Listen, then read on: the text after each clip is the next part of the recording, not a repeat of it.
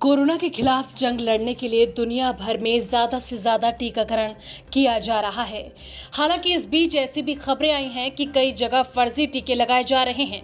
यहां तक कि अंतर्राष्ट्रीय बाजार में भी फर्जी टीकों के कारोबार का खुलासा हुआ है। हाल ही में दक्षिण पूर्वी एशिया और अफ्रीका में नकली कोविशील्ड पाई गई थी, जिसके बाद विश्व स्वास्थ्य संगठन ने फर्जी टीकों को लेकर सचेत किया था। अब केंद्र सरकार ने राज्यों को ऐसे कई मानक बताए हैं जिनके आधार पर यह पता लगाया जा सकता है कि आपको दी जा रही वैक्सीन असली है या फिर नकली। केंद्र सरकार ने इस संबंध में सभी राज्यों को शनिवार को पत्र लिखा है। एनडीटीवी की खबर के मुताबिक इस चिट्ठी में राज्यों को वैक्सीन कोविशील्ड और स्पुतनिक वी टीकों से जुड़ी हर जानकारी बताई गई है, ताकि यह पता लगाया जा सके कि ये टीके नकली तो नहीं हैं। फिलहाल देश में इन्हीं 3 टीकों से टीकाकरण अभियान चलाया जा रहा है।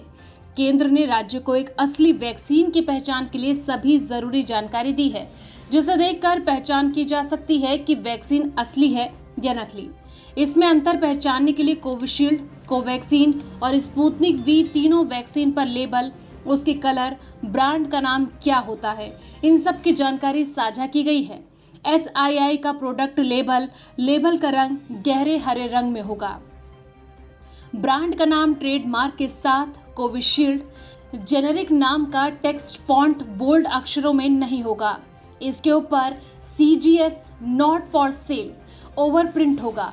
लेबल पर इनविजिबल यानी अदृश्य UV हेलिक्स, जिसे सिर्फ UV लाइट में ही देखा जा सकता है।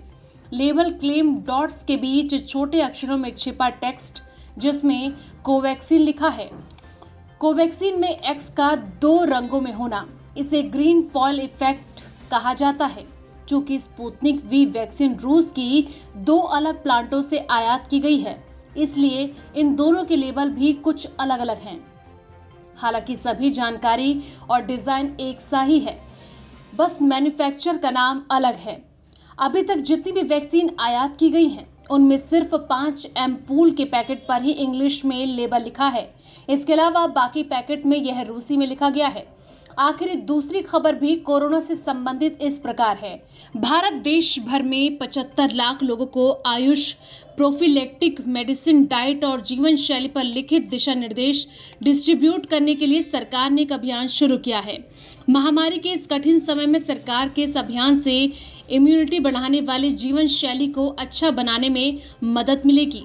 PHDCCI के वरिष्ठ उपाध्यक्ष प्रदीप मुल्तानी ने एक बयान में कहा, यह पहल एक इम्यूनिटी से भारी जीवन शैली को सुनिश्चित करने में एक महत्वपूर्ण भूमिका निभाएगी।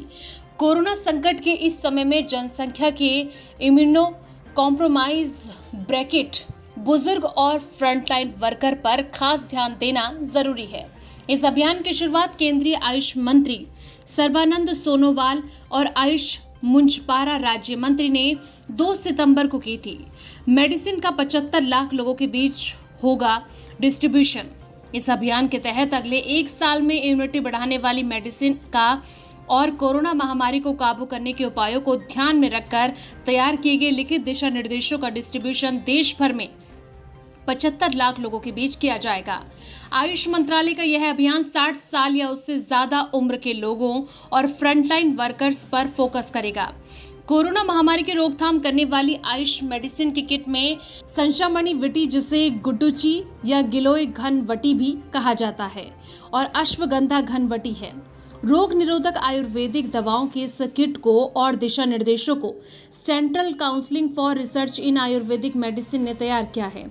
कोरोना महामारी की रोकथाम को ध्यान में रखकर शुरू किए गए इस खास अभियान के शुभारंभ पर आयोजित एक सभा को संबोधित करते हुए केंद्रीय आयुष मंत्री सर्बानंद सोनोवाल ने कहा था कि इस अभियान का उद्देश्य प्रधानमंत्री नरेंद्र मोदी के सपनों और अभियान को असल रूप देने में योगदान देना है, ताकि सभी के लिए स्वास्थ्य सुनिश्चित किया जा सके।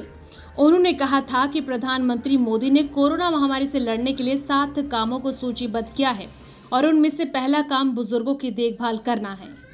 Bureau report, Mumbai.